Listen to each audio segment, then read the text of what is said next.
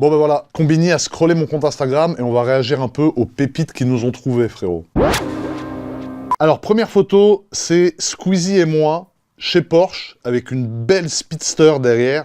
Et en fait, la particularité de cette photo, c'est qu'il y a un gars qui avait inversé nos deux visages. Depuis que je poste des photos avec Squeezie, t'as tout le temps des gars qui vont faire des montages, qui vont inverser nos corps, ou alors qui me rapetissent et qui grossissent Squeezie. Et là, ce jour-là, en l'occurrence, le mec a fait une masterclass parce qu'il a greffé la tête de Squeezie sur moi. Et genre, je me dis que c'est vraiment ce qui me manquait pour être beau gosse. Et malheureusement pour lui, ils lui ont mis ma ganache, frérot, de facochère. Faut savoir que Squeezie, c'est un mec qui est passionné de voitures aussi. Et du coup, on a amené souvent à échanger, lui et moi, à propos de voitures notamment. Là, je monte sur l'aileron de ma C63 Black Series. Alors ça, c'est une trend que j'ai créée, où je me suis fait insulter au début, mais c'est des vidéos qui faisaient 50-60 millions de vues à chaque fois. Donc je me disais, il y a des gens que ça doit faire kiffer. T'as 40 millions de mecs qui m'insultent, mais t'as 20 millions qui kiffent. Faut quand même penser à ces 20 millions-là. Si tu veux, les gens pensent qu'un aileron, c'est pas solide. Mais un aileron, c'est fait pour résister à 300, 400, 500, 600, 700 ou même 800 kg d'appui aérodynamique. Ça veut dire que le vent exerce une pression de 800 kg sur l'aileron. Donc GMK, qui sur cette vidéo-là faisait 140 kg, aujourd'hui j'en fais 120, tu vois, j'ai séché un peu, frérot. Mais du coup, oui, voilà, évidemment, l'aileron ne craint rien. Donc il y a des gens qui disent « Ouais, tu détruis la voiture ». Non, je fais 130 kilos. Ne t'inquiète pas, je n'abîme pas la voiture. Là, c'est un des dossiers que j'avais posté sur mon compte. Donc c'est moi en blazer, frérot, avec une chemise... on dirait un trafiquant de coke sur le retour qui a tout perdu et qui a un mandat d'arrêt au cul. J'ai les mocassins, frérot, on dirait les pantoufles de Claude François, frérot, dans le film. Mais non, du coup, je pose à côté d'une voiture qui a un pneu crevé. Et ce qui est drôle dans cette photo, c'est qu'elle n'a aucun sens. Je saurais pas t'expliquer pourquoi j'ai pris cette photo. Mais en tout cas, voilà, je pose à côté d'une vieille caisse pourrie qui a un pneu crevé en costume. Je te laisse trouver une interprétation à cette photo dans les commentaires, frérot. Ah ouais, putain, il est pas glorieux celui-là. En fait, j'avais découvert les caméras 360 degrés pour la première fois, et je m'étais dit, putain, mais du coup, avec une caméra 360, on peut tourner en 360. Forcément, elle s'appelle 360, abruti. Et qu'est-ce que j'avais eu la bonne idée de faire? J'avais mise dans ma bouche, et je m'étais dit, ça peut être trop drôle de voir un mec qui tient le volant comme ça, et en fait, tu vois toujours les mains sur le volant. Mais je me suis dit, pourquoi tu verrais pas la gueule du type qui conduit, qui est genre...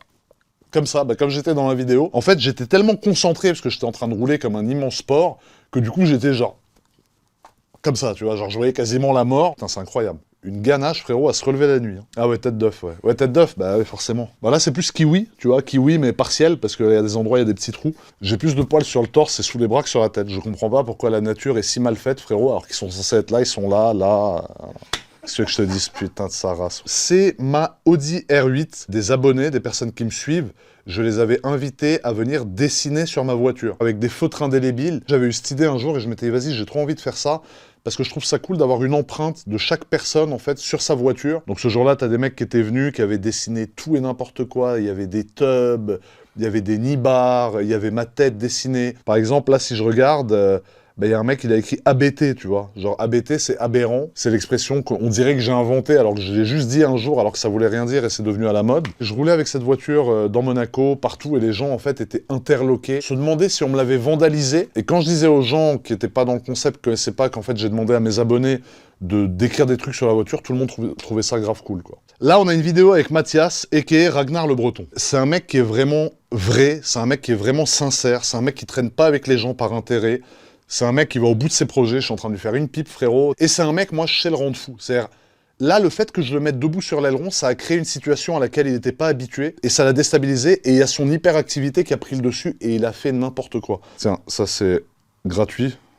Il a une vraie grande bouche, hein. Frérot, il a pas laissé d'air à Inox pour monter l'Everest, lui. Hein. Ensuite, là, donc on a une photo du Tesla Cybertruck et de moi. Donc là, je parais minuscule, parce qu'en fait, cette voiture-là, c'est un tank. À la base, elle est pas immatriculable en Europe. C'est une voiture qui est pas homologuée. Mais j'ai un pote qui est complètement fou. Il a 3 jets privés, et il a acheté cette voiture aux States pour emmener ses bagages de chez lui à son jet. Et du coup, il a mis la voiture dans un de ses jets et il l'a ramené à Monaco. Ça venait de sortir, ça venait d'être annoncé, et les gens étaient choqués de voir le Cybertruck rouler dans Monaco. Genre, c'était encore plus choquant qu'une Bugatti, tu vois, aux yeux des gens. Alors attends, cette vidéo... Alors, déjà, il faut que Charles vienne, parce que Charles est sur cette vidéo. Alors, cette vidéo, les amis, mention spéciale pour Charles, parce que de 1, Charles, c'est la personne qui m'accompagne, qui me cadre sur toutes mes vidéos, c'est ce qui fait qu'en qualité, j'ai glow up de fou. Physiquement, j'ai glow down, mais en qualité de vidéo, j'ai glow up. Et cette vidéo, si tu veux, on a mimé une scène où il me fait un croche-patte, et je mets un sans contact avec ma carte en trébuchant, et j'atterris dans ma nouvelle voiture, tu vois. C'est une idée de Charles, parce que Charles est très au courant des trends, des trucs, etc. Et il m'a fait faire ça, au final, ça a été un succès. Donc merci mon œuf. Parce qu'on partage quelque chose avec Charles. Tiens, enlève la casquette. Voilà. Ça arrive. Tu vois. Donc Charles manque de vitamine D aussi, frérot. Mais voilà, du coup, tu peux te rasseoir maintenant qu'on s'est bien tapé l'archouma. Ah là, c'est ma plus grande relation d'amour, ça. Ça fait maintenant 3 ans et demi que je suis célibataire, frérot. D'ailleurs, ma dernière interview à Combini, j'avais dit « Je mène une vie de curé depuis 1 an et demi. » Je t'explique. Ah ouais. Non mais ouais, mais toi tu le dis pas devant ça, 500 millions de personnes, frère. Là tu le dis, on est 4, on rigole. J'ai choisi de me centrer sur les choses plus essentielles à mes yeux, notamment les voitures. Donc c'est pour ça que là, tu vois, je mets une belle main aux fesses à une belle Audi RS3. Sur un banc, on est en tête à tête tous les deux.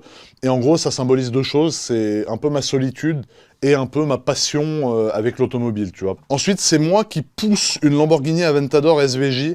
Donc là, c'était une mise en scène, hein, typiquement. En gros, je suis en train de dire « Ouais, regardez, c'est quoi ce bordel? Mon Aventador, elle est en panne. » Bon, c'est pas une vidéo de ouf, c'est pas une vidéo qui a cartonné à l'époque, mais c'était pour mimer, en gros, le mec qui se la raconte dans sa Lambo. Au final, il tombe en panne et il doit la pousser comme un con, quoi. Donc je sais pas pourquoi Combini a choisi cette vidéo, parce que c'est une des plus nulles que j'ai fait. Mais voilà. Merci Combini, vous m'avez mis un flop sous les yeux, frérot. C'est la photo qui, pour moi, compte le plus sur tout mon Instagram. Alors, ça peut paraître bête, il y a des gens qui vont dire « Ouais, mais il faut pas idolâtrer quelqu'un comme ça, etc. » Mais c'est une photo, donc, avec Son Altesse Sérénissime, le Prince Albert II de Monaco et ma C63 Black Series. C'était juste avant qu'il conduise ma voiture sur le circuit. C'est une personne qui est vraiment appréciée de tous les monégasques et de tous les étrangers qui vivent à Monaco. Donc moi, personnellement, c'est une personne que j'admire, je le dis sans aucune honte. Et je suis super fier à chaque fois que je poste une photo avec lui ou à chaque fois que j'ai la chance d'échanger un peu ou de discuter avec lui. Alors cette vidéo, 1 200 000 likes, putain, c'est aberrant. C'est la voiture de Mathieu. Donc Mathieu, aussi Mathieu qui m'a présenté Charles, du coup. On dirait je parle de mon mec, mais non, c'est Charles, mon cadreur. En fait, si tu veux, Mathieu avait un aileron sur sa voiture et il me dit « Mec, j'ai acheté un aileron, c'est une qualité de merde. Quand je roule à plus de 200 en Allemagne, il se plie. » Et j'ai dit « Mais mec, genre c'est quoi cet aileron pourri ?» J'ai dit « Est-ce que tu penses que si je monte dessus, il se casse ?» Il m'a dit « Ouais, à mon avis, ouais. » Et du coup, voilà, moi, j'ai vu le truc, je me suis dit « Ça va faire craquer Internet. » J'ai à peine posé le pied, j'ai dit « Ok, c'est bon, tout le monde qui rigole derrière. » Et ce que les gens ont dit, c'est que les mecs qui rigolent derrière, ils ont le rire riche. Je sais pas si t'as vu, t'as des mecs qui rigolent, ils ont un rire... y a une trend comme ça sur TikTok où les mecs rigolent. Et moi, quand je rigole, tu vois, c'est ça le rire riche, le rire pauvre, tu vois. Alors là, on a ma BMW M4 avec Sébastien Loeb. Si tu veux, on a fait une vidéo sur route ouverte où Seb conduit tranquillement, mais on voyait un peu le potentiel, tu vois. Donc ça veut dire le gars, il roulait à une vitesse tout à fait tranquille, tout à fait normale, mais tu sens quand même que c'est Sébastien Loeb au volant. Et pour moi, Sébastien Loeb, c'est un mythe de l'automobile. C'est une personne qui est passionnée d'automobile, de mécanique, de moto. Il a son propre hélicoptère, il est venu avec son hélico. Et c'est un mec qui vit pas pour se donner une image, mais tout ce qui l'anime, ce gars-là, en fait, c'est la voiture, la passion de la voiture, les rallyes, le Paris-Dakar et tout. Recevoir un dieu, entre guillemets, de l'automobile comme Loeb, pour moi, c'est un rêve. Donc merci Seb, frérot. Ici, le GP Explorer. Alors le GP Explorer, mention spéciale à Squeezie, parce qu'il faut souligner que quand même Squeezie, ça reste un créateur de contenu à la base. Alors c'est le numéro 1 français, ça c'est une certitude, mais c'est pas un mec à la base qui est censé organiser des événements, tu vois. Et il faut avouer que le GP Explorer, niveau organisation, niveau accueil du public, niveau timing, niveau sécurité, on aurait dit que ça a été organisé par la FIA, le truc. C'était le même rendu qu'un Grand Prix. Et j'avais fait un tour, du coup, dans cette vidéo. C'était ma M3 de 900 chevaux, c'était avec Inox. Donc je pense, sans vouloir me vanter, que c'est un des moments du GP Explorer qui a marqué le plus de gens. Non pas pour moi, parce que GMK, au final, c'est personne comparé à des Squeezie, à des vrais stars, tu vois, qui étaient là. Mais le duo GMK-Inox, c'est quand même un sacré duo. Et moi, en tout cas, c'est mon frérot de ouf. Et là, tu vois, on se tapait des barres, j'ai failli faire un accident. Il me disait accélère alors que j'allais perdre le contrôle. Ça avait ni queue ni tête, ça avait aucun sens. Et c'est un super souvenir que je garderai, je pense, à vie, d'avoir participé à ça. C'était une opportunité de fou. Merci en tout cas aux frérots, à Lucas, à Squeezie. Voilà. Alors ensuite, ici, on a une photo avec Charles Leclerc. Le premier GOAT de Monaco, c'est le Prince. Le deuxième, c'est Charles, parce qu'en plus, là, il a gagné à Monaco. Et on a vu même le souverain, on pleurait, tu vois, d'émotion, il a fait vibrer toute la principauté. Et ce jour-là, on était en Suisse, on était allé se balader un peu avec des potes à nous qui ont des super belles voitures. J'avais pris une F12 TDF, une Ferrari, donc forcément. Et on était allé se balader en Suisse, voilà, dans le respect des règles, etc. Parce que Charles est pilote de F1, il peut pas faire n'importe quoi. Et en Suisse, tu peux pas faire n'importe quoi en voiture non plus.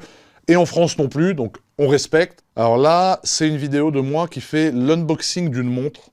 parce que oui, je suis passionné de montres. Alors pas plus que de voitures, mais j'ai une collection de montres qui est beaucoup plus grosse que ma collection de voitures.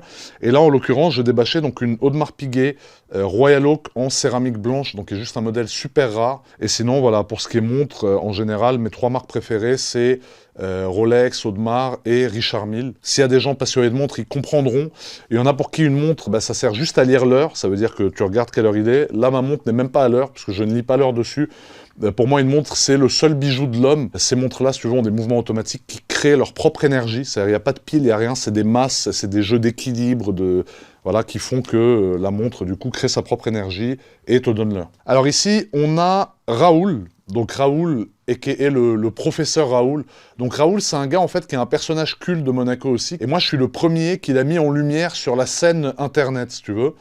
Et c'est tout à fait mérité parce que ce mec, c'est un sacré pilote de voiture, il a un sacré coup de volant, et c'est le seul gars qui, par passion, va aller faire drifter des Carrera GT, qui sont des voitures historiques qui valent aujourd'hui 1, 2, 3 millions d'euros, comme c'était des vulgaires Fiat 500 ou des Ferrari F40, etc., comme il y a sur la photo là en l'occurrence. Et les gens, ça les fait rire parce que dès qu'il drift, il tire la langue et il se mord la langue, tu vois.